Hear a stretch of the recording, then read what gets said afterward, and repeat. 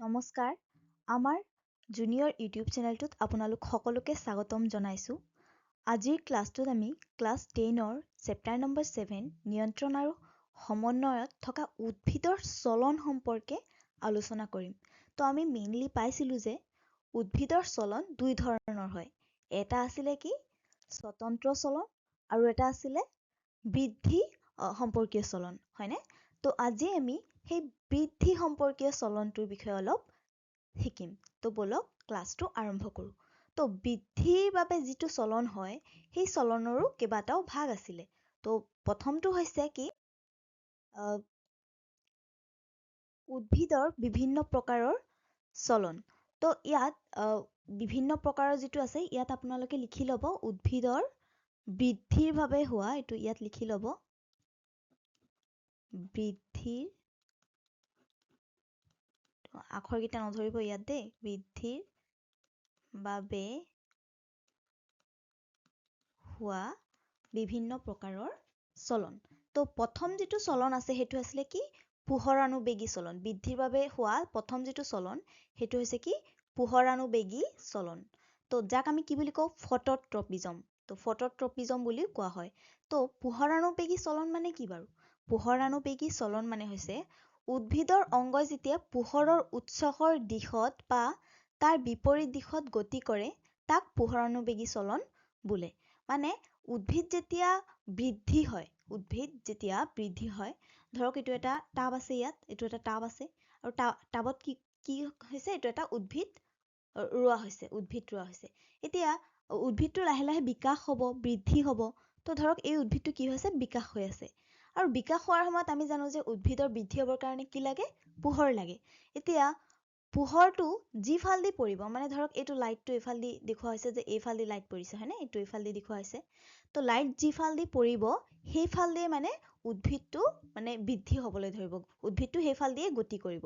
তো ধৰক এইটো চাওক এইফালদি লাইট পৰিছে, তো উদ্ভিদৰ বৃদ্ধিটো এইফালদি হৈছে, মানে এইফালদি গুচি গৈছে। তাৰপিছত ধৰক এই ওপৰৰ পৰা এনেকে চিধাকে লাইট পৰিছে এনেকে, তো বৃদ্ধিটো এনেকে চিধাকে হৈ আছে পোনে পোনে। তাৰপিছত আকৌ ধৰক এইফালদি লাইট পৰিছে, এনেকে এইফালদি লাইট পৰিছে, তো বৃদ্ধিটো আকৌ উদ্ভিদৰ বৃদ্ধিটো কোনফালে হৈছে? এইফালদি ঘূৰি গৈছে, মানে উদ্ভিদটো এইফালদি বৃদ্ধি হৈছে। তো তেনেকে মানে যিফালদি লাইট আহিব উদ্ভিদটোৰ বিকাশ সেইফালদি হ'ব। তো সেইটোৱে হৈছে কি পোহৰানুবেগী চলন, মানে পোহৰৰ ফালে গতি কৰে। তো পোহৰ যিটো ফালদি আহি আছে উদ্ভিদটো সেইটো ফালদিয়ে বৃদ্ধি হৈ আছে, তো সেইটো ফালদিয়ে গতি কৰি আছে। তো পোহৰৰ দিশে গতি কৰা হৈছে, সেইকাৰণে এই গতিটো কি বুলি ক'ম? পোহৰানুবেগী চলন। মানে যিটো উদ্ভিদৰ যিটো চলন হৈছে এইটো কেনেকুৱা ধৰণৰ চলন হৈছে? পোহৰানুবেগী চলন, সেইটোৱে। তাৰপিছত প্ৰক্ৰিয়া আছে ইয়াত উদ্ভিদৰ কাণ্ড বা আগ অংশই সদায় পোহৰৰ দিশত গতি কৰে, ধনাত্মক। মানে ইয়াত চাব, ইয়াত এটা বহুত বেছি ইম্পৰ্টেণ্ট কথা আছে। কথাটো হৈছে কি উদ্ভিদৰ যিটো কাণ্ড বা আগ অংশ আছে, উদ্ভিদৰ আমি জানো যে মাটিৰ ওপৰৰ অংশত যিবোৰ ঠাৰি আছে এইবোৰক কি বুলি কওঁ? কাণ্ড বুলি কওঁ। তো উদ্ভিদৰ যিবোৰ কাণ্ড আছে, এই যিবোৰ ঠাৰি যিবোৰ আছে আৰু, তো এই কাণ্ডবোৰ কি হয়? পোহৰৰ দিশত গতি কৰে, হয়নে? চাওক পোহৰ ওপৰ ফালেদি পৰি আছে, তো কাণ্ডও এই ওপৰ ফালে এনেকে বৃদ্ধি হৈ আছে। তাৰপিছত এইটো চাইডৰ ৰাইট চাইডৰ পৰা পোহৰ পৰি আছে, তো উদ্ভিদটো এইফালে গতি কৰিছে, হয়নে? মানে কোনটো উদ্ভিদৰ কোন অংশটো? কাণ্ড। উদ্ভিদৰ কাণ্ড সদায় কি কৰিছে? পোহৰৰ দিশে গতি কৰিছে, আৰু সেইকাৰণে এইটোক আমি কি বুলি ক'ম? ধনাত্মক গতি। এতিয়া ধৰক যদি আমি শিপাটো ধৰো, এতিয়া লাইটটোতো ওপৰ ফালৰ পৰা পৰি আছে, কিন্তু এই উদ্ভিদটো ইয়াত ৰোৱা হৈছে আৰু শিপাটো কোনফালে গতি কৰিব? তলফালে। শিপাৰ বৃদ্ধি হ'ব। শিপাৰ বৃদ্ধি কোনফালে হ'ব? তলফালে বৃদ্ধি হ'ব। শিপাটো ওপৰ ফালে বৃদ্ধি হোৱা নাই। তো তেতিয়া আমি কি ক'ম যে শিপাটো ধনাত্মক গতি নে ঋণাত্মক গতি? তো শিপাটো হ'ব ইয়াত ঋণাত্মক গতি। মানে শিপাই পোহৰৰ বিপৰীত দিশত গতি কৰে। তো পোহৰটো ওপৰৰ পৰা পৰি আছে আৰু শিপাটো কি পোহৰৰ ফালে গতি কৰিছে নি? নাই কৰা। পোহৰৰ বিপৰীত দিশে গতি কৰি আছে, মানে তলফালে গতি কৰি আছে, এনেকে তলফালে গতি কৰি আছে। সেইকাৰণে এইটোক আমি কি বুলি ক'ম? শিপাটোৰ গতিটো হ'ব ঋণাত্মক গতি। আৰু যিটো উদ্ভিদৰ যিটো কাণ্ড আছে, মানে ঠাৰি যিবোৰ আছে, ঠাৰিবোৰ হ'ব কি ধনাত্মক গতি, মানে পোহৰৰ ফালে গতি কৰি আছে। তো এইখিনি আছিলে ফটোট্ৰপিজমত। বহুত বেছি ইম্পৰ্টেণ্ট টপিক হয়, সেইকাৰণে এই টপিকটো মই লৈ আহিছোঁ। আশা কৰিম আপোনালোকে ভালদৰে বুজি পাইছে।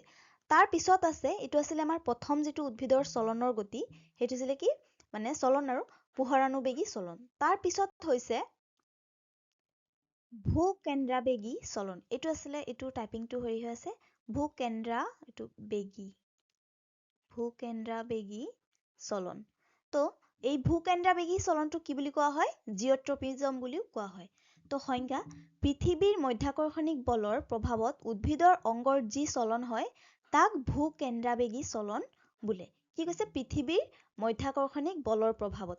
এতিয়া আমি কি জানো যে মধ্যাকৰ্ষণিক বলৰ প্ৰভাৱত পৃথিৱীয়ে কি কৰে সকলো বস্তুক নিজৰ ফালে টানে হয়নে সকলো বস্তুক নিজৰ ফালে টানি ৰাখে।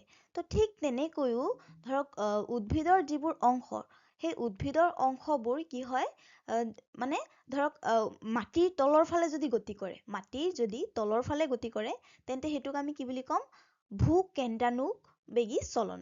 মানে ধৰক ইয়াত শিপাৰ চলন দিয়া আছে প্ৰক্ৰিয়াত।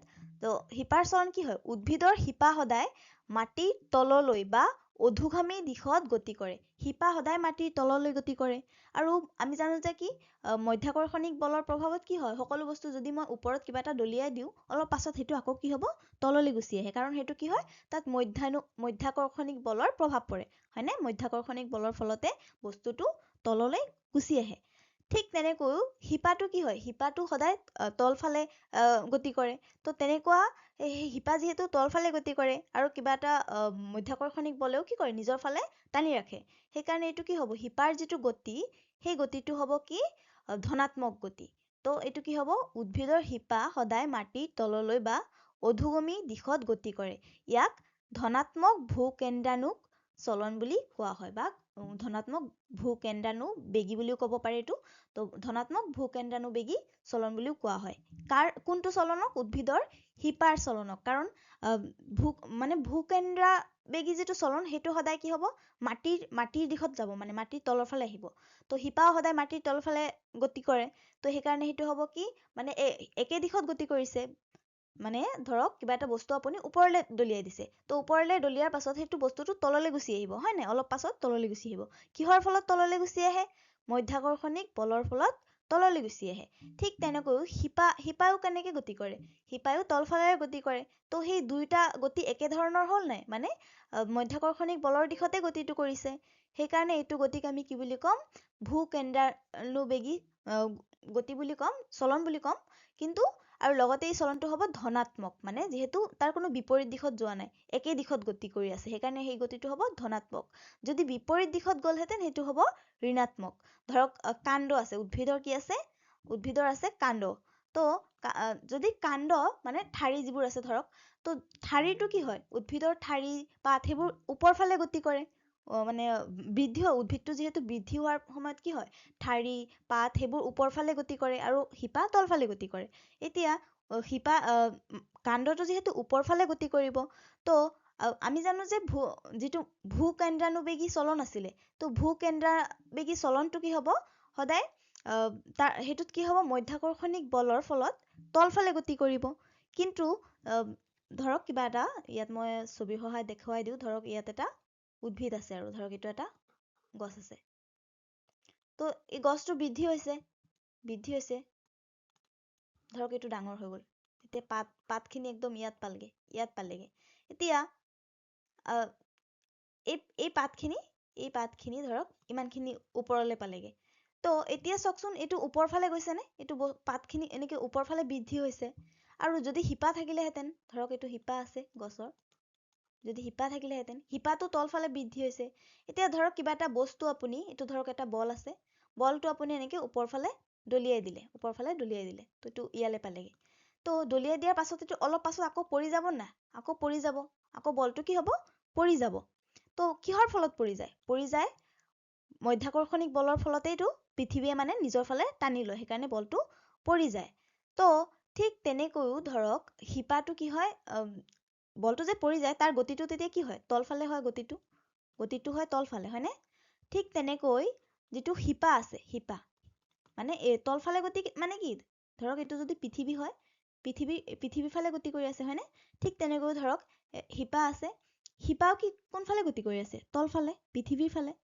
তো মানে সৰি একদম মানে কি কৰিছে মাটিৰ তলৰ ফালে গতি কৰিছে তো সেইকাৰণে এই গতিটো কি হ'ব একে দিশত গতি কৰিছে নে এইটো চাওক হিপাৰ গতিটো তলফালে আকৌ এই যদি বল এটা মই ওপৰলৈ মাৰি দিওঁ সেইটো আকৌ যদি তললৈ পৰি গৈছে তো সেইটো কি হ'ব তলফালে গতি কৰিছে গতিৰ দিশটো একে হয়নে আৰু কি হৈছে যিহেতু মধ্যাকৰ্ষণিক বলৰ ফলত তলফালে গতি কৰিছে সেইকাৰণে এইটো গতিক আমি কি বুলি ক'ম ধনাত্মক গতি কিন্তু ধৰক এই বস্তুটো হিপা তলফালে গতি কৰিছে কিন্তু এতিয়া এই গছৰ ডাল পাত আছে গছৰ ডাল পাতবোৰ ওপৰফালে গতি কৰিছে ওপৰফালে গতি কৰিছে এতিয়া আমি জানো যে মধ্যাকৰ্ষণিক বল প্ৰয়োগ হয় তলফালে মানে যেহেতু তলফালে টানি থাকে পৃথিৱীয়ে টানি থাকে কিন্তু এইটোতো গছৰ ডাল পাতবোৰতো ওপৰফালে গতি কৰি আছে ন তো ইয়াৰ বিপৰীতমুখী হৈছে নাই এই যিটো গতি হৈছে হিপা যেনেকৈ তলফালে আহিছে তো এই যিটো গতি হৈছে এই গতিটোৰ বিপৰীত হৈছে নাই বিপৰীত হৈছে সেইকাৰণে এইটোক আমি ঋণাত্মক গতি বুলি ক'ম তো উদ্ভিদৰ কাণ্ড সদায় কি হ'ব ভূকেন্দ্ৰাবেগী চলন যদি মিলাও তেন্তে ভূকেন্দ্ৰাবেগী চলনত উদ্ভিদৰ কাণ্ডৰ কি হ'ব ঋণাত্মক চলন হ'ব আৰু শিপা কি হ'ব ধনাত্মক চলন হ'ব তো কাণ্ড সদায় মাটিৰ পৰা উল্টা দিশত বা ঊৰ্ধ্বমুখী দিশত গতি কৰে ইয়াক ঋণাত্মক ভূকেন্দ্ৰাবেগী চলন বোলে তো যেহেতু তাৰ উল্টা দিশত গতি কৰি আছে মাটিৰ পৰা উল্টা দিশত সেইকাৰণে এইটো কি হ'ব বা ঊৰ্ধ্বমুখী দিশত যেহেতু গতি কৰিছে সেইকাৰণে এইটো হ'ব ঋণাত্মক ভূকেন্দ্ৰাবেগী চলন বহুতবাৰ কৈ দিলো আশা কৰিম এইটোত কোনো ডাউট থাকিব নালাগে তাৰ পিছত আছে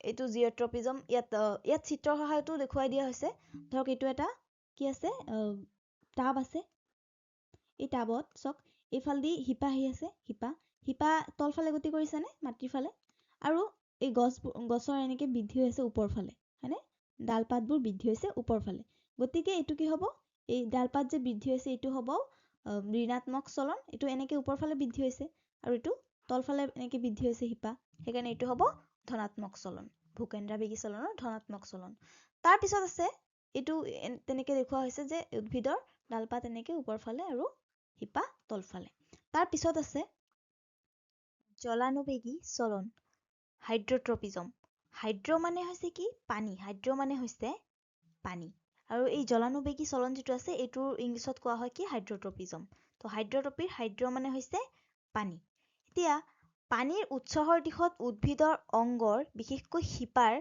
যি চলন হয় তাক জলানুবেগী চলন বোলে শিপাই পানীৰ বিচাৰি মাটিৰ যিকোনো দিশলৈ গতি কৰিব পাৰে ইয়াত কোৱা হৈছে যে কি জলানুবেগী চলন তো জলানুবেগী চলন এতিয়া ইয়াৰ পৰাই নামটোৰ পৰাই বুজিব পাৰি মানে কি পানীৰ ফালে যিটো গতি কৰা যিটো চলন মানে পানীৰ ফালে গতি কৰা তো যেহেতু শিপাই কি কৰে বিশেষকৈ মানে যেতিয়া বৃদ্ধি হয় শিপা পানীৰ ফালে গতি কৰে তো সেই শিপাৰ গতি কৰা যিটো পানীৰ ফালে গতি কৰা যিটো ধৰণ সেইটোকে কি বুলি কোৱা হ'ব জলানুবেগী চলন তো ধৰক ইয়াত এইটো এটা উদ্ভিদ আছে উদ্ভিদ আৰু তলত এইটো মাটিৰ তলত কি আছে এইটো শিপা আছে এনেকুৱা শিপা তো শিপাবোৰ কোনফালে যাব যিফালেদি মানে পানী বেছি আছে এইবোৰ পানী আছে তো যিফালেদি পানী আছে সেইফালেদি শিপা বৃদ্ধি হ'ব তো ধৰক এইটো ইয়াতে আৰু এটা গছ ধৰক এইটো এটা গছ আৰু এইটো হৈছে কি পৃষ্ঠ আৰু এইটো হৈছে মাটিৰ তলত এনেকৈ শিপা বৃদ্ধি হৈছে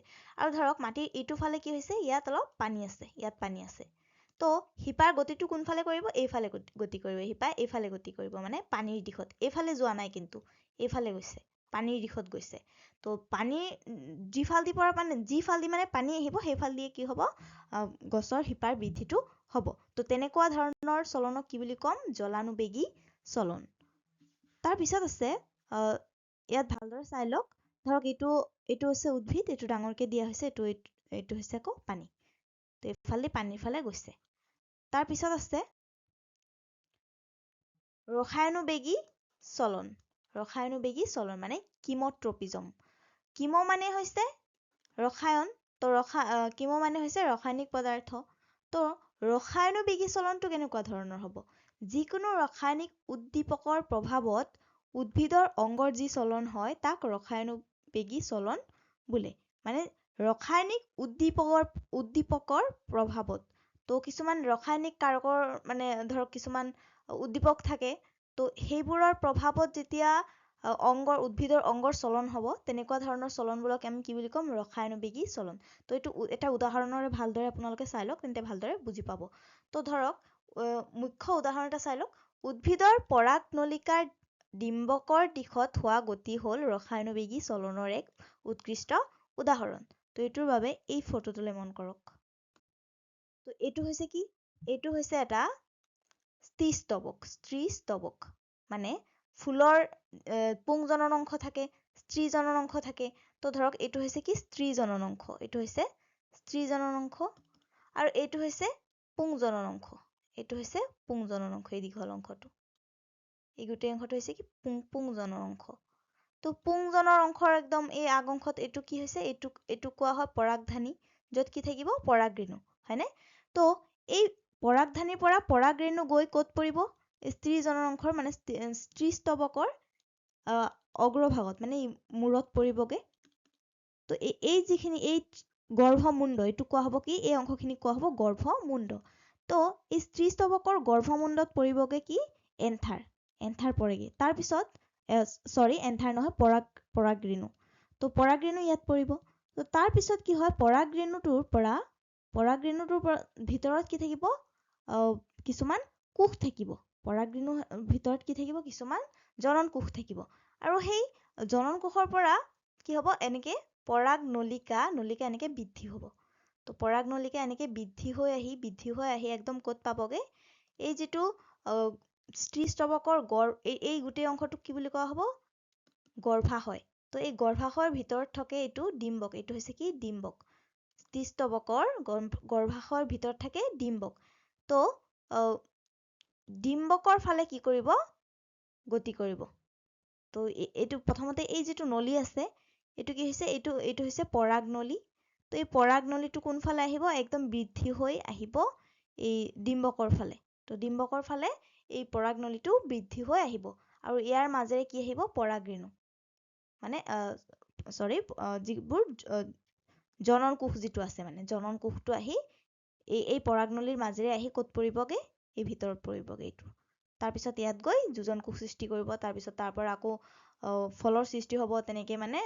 বিভিন্ন ধৰণৰ পিছত বীজৰ সৃষ্টি হ'ব তেনেকে আৰু ফলটোৰ কি হ'ব বিকাশ হ'ব তো এই যিটো চলন ইয়াত কি হৈছে এই পৰাগ যিটো পৰাগ মানে ৰেণুটো তো পৰাগৰেণুটো ক'ত আহিছে পৰাগৰেণুটো আহি পৰিছে স্ত্ৰী স্তৱকৰ গৰ্ভমুণ্ডত এই গৰ্ভমুণ্ডত আহি পৰিছে পৰাগৰেণু তো এই তাৰপিছত এই পৰাগৰেণুটোৰ পৰা অংশ কি হৈছে পৰাগৰেণুৰ পৰা অংশ কি হৈছে এটা অংশ এনেকে নলিকাৰ দৰে সৃষ্টি হৈ গৈছে যাক আমি পৰাগ নলী বুলি কওঁ তো পৰাগৰেণুটোৰ পৰাই কি হৈছে এনেকে পৰাগ নলীৰ নিচিনা সৃষ্টি হৈ গৈছে আৰু এই নলীটো কোনফালে এই নলীটোতো বেলেগ ফালেও যাব পাৰিলে হয় কিন্তু কোনফালে গতি কৰিছে ডিম্বকৰ ফালে পৰাগ নলীটো গতি কৰিছে তো ডিম্বকৰ ফালে কিয় গতি কৰিছে সেইটোৱে কেমিকেলৰ প্ৰভাৱত মানে ৰাসায়নিক পদাৰ্থৰ প্ৰভাৱত তো এই ৰাসায়নিক পদাৰ্থৰ প্ৰভাৱত যে এনেকে পৰাগ নলীটো ডিম্বকৰ ফালে গতি কৰিছে এই এনেধৰণৰ গতিকে কি বুলি কোৱা হ'ব ৰসায়নবেগী চলন বুলি কোৱা হ'ব তো এইটো হৈছে এটা উদ্ভিদৰ ক্ষেত্ৰত ৰসায়নবেগী চলনৰ উদাহৰণ তো তাৰ পিছত আছে স্পৰ্শবৰ্তন মানে থিগমট্ৰপিজম তো থিগমট্ৰপিজম মানে কি হয় কিছুমান উদ্ভিদ কি হয় ধৰক লতাজাতীয় উদ্ভিদ কিছুমান থাকে যিবোৰে কিছুমান স্পৰ্শকৰ মানে চাৰিওফালে কি কৰে আৱৰি ধৰে ধৰক উদ্ভিদৰ কোনো এটা অংশই কোনো কঠিন বস্তু বা আধাৰৰ স্পৰ্শৰ ফলত তাৰ ফালে বা তাৰ পৰা দূৰলৈ বৃদ্ধি হোৱা গতিকে স্পৰ্শবৰ্তন বোলা হয় ধৰক এইটো কি আছে এইটো এটা উদ্ভিদ আছে আৰু এই উদ্ভিদটোৰ পৰা কি গৈছে এইটো এটা লতাজাতীয় এনেকে আকৰ্ষ গৈছে হয়নে তো এই আকৰ্ষটোৱে গৈ কি কৰিছে এইটো কি কৰিছে এনেকে মেৰিয়াই ধৰিছে হয়নে মেৰিয়াই ধৰিছে তো ইয়াত কুৱেশ্যন হৈছে যে এই মেৰিয়াই যে ধৰিছে এনেকে এই মেৰিয়াই ধৰাৰ কাৰণটো কি কাৰণটো হৈছে যে এই যিটো মানে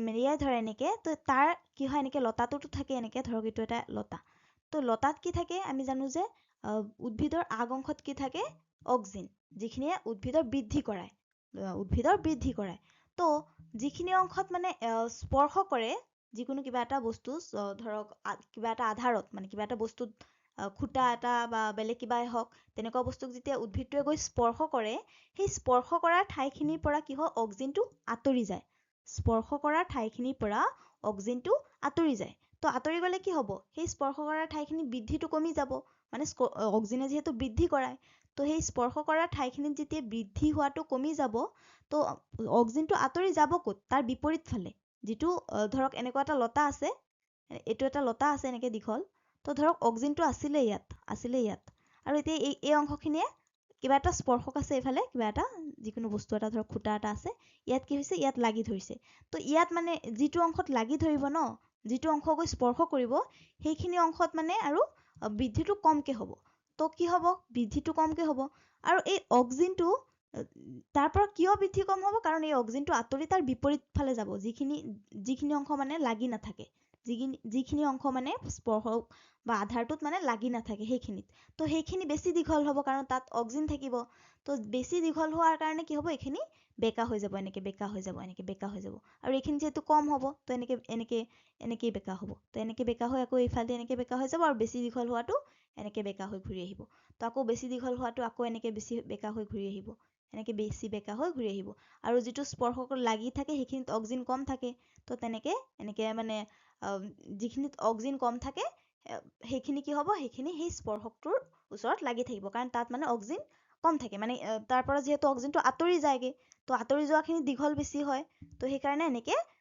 বেকা হৈ যায় গছৰ বৃদ্ধিটো বেকা হৈ যায় আৰু এনেকুৱা ধৰণৰ চলনক কি বুলি কওঁ আমি স্পৰ্শবৰ্তন বা থিগমট্ৰপিজম তো এইখিনিয়ে আছিলে ইয়াত উদ্ভিদৰ চলনৰ বিষয়ে এতিয়া কিছুমান MCQ আনিছো এই উদ্ভিদৰ বৃদ্ধিৰ চলনৰ ওপৰত তো বলক কুৱেশ্যন কেইটা কৰি লওঁ তো প্ৰথম কুৱেশ্যনটো হৈছে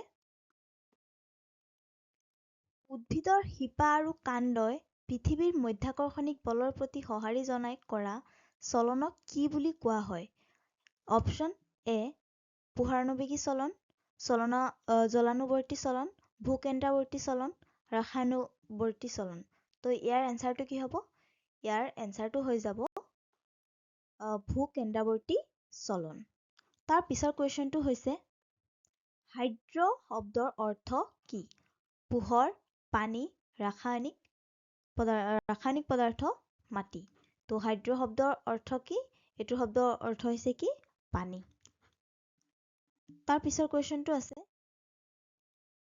ডিম্বকৰ দিশে পৰাগ নলিকাৰ গতি তলৰ কোনবিধ চলনৰ উদাহৰণ ক পোহৰণৱৰ্তী চলন খ জলানুবৰ্তী চলন গ ভূকেন্দ্ৰাৱৰ্তী চলন ঘ ৰসায়নুবৰ্তী চলন তো ইয়াৰ এনচাৰটো কি হ'ব ইয়াৰ এনচাৰটো হ'ব অপশ্যন ঘ ৰসায়নুবৰ্তী চলন তাৰ পিছৰ কুৱেশ্যনটো হৈছে পোহৰণৱৰ্তী চলনৰ উদ্ভিদৰ কোনটো অংশ পোহৰৰ বিপৰীত দিশত ধাবিত হয় কাণ্ড অগ্ৰ অংশ শিপা পোহৰ ওপৰৰ এটাও নহয় ইয়াৰ এনচাৰটো হৈছে অপশ্যন গ শিপা তাৰ পিছৰ কুৱেশ্যনটো হৈছে তলৰ কোনবিধ উদ্ভিদে স্পৰ্শৰ প্ৰতি অতি ক্ষুদ্ৰ ক্ষিপ্ৰ সঁহাৰি জনায় সূৰ্যমুখী ফুল লাজুকী লতা বা নীলাজী বন আম গছ মটৰ মাহ তো ইয়াৰ এনচাৰটো হৈছে খ লাজুকী লতা বা নীলাজী বন তাৰ পিছৰ কুৱেশ্যনটো হৈছে উদ্ভিদৰ চলন প্ৰধানকৈ কিহৰ ওপৰত নিৰ্ভৰশীল কেৱল পানীৰ ওপৰত বৃদ্ধি আৰু বিকাশৰ ওপৰত কেৱল পোহৰৰ ওপৰত বতাহৰ ওপৰত তো আমি এইটো মেইনলি জানো যে উদ্ভিদৰ চলন দুই ধৰণে আছিলে এটা আছিলে স্বতন্ত্ৰ চলন আৰু এটা হৈছিলে বৃদ্ধিৰ ওপৰত যিটো নিৰ্ভৰশীল চলন তো ইয়াৰ এনচাৰ হ'ব খ বৃদ্ধি আৰু বিকাশৰ ওপৰত নিৰ্ভৰশীল তো আজিৰ কুৱেশ্যন ইমানেই আছিলে আশা কৰিম আপোনালোকে ক্লাছটো ভালদৰে বুজি পাইছে তো ধন্যবাদ